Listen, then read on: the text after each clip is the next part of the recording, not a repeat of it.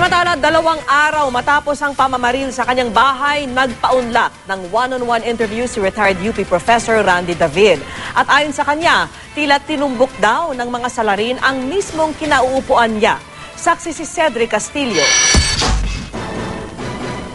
Paniwala ng kolumnista at retired UP professor na si Randy David, kung hindi dahil sa SUV na nakaparada sa garahe ng kanilang bahay sa UP Diliman Campus, posibleng tumagos hanggang sa loob ng bahay ang balang tumama sa sasakyan bandang alas 9 ng gabi nitong Martes.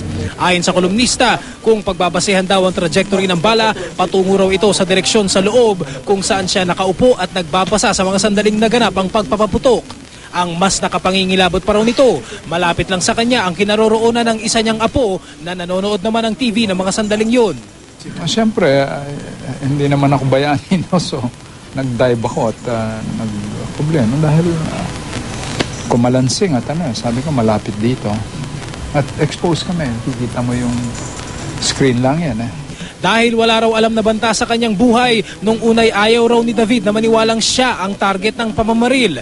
Pero nang mapanood ang CCTV footage mula sa isang kapitbahay, kung saan isang puting tama raw effects ang tila nagpabalik-balik sa labas ng kanilang bahay, saka lang daw niya naisip na posibleng ang sila ang target ng mga namaril.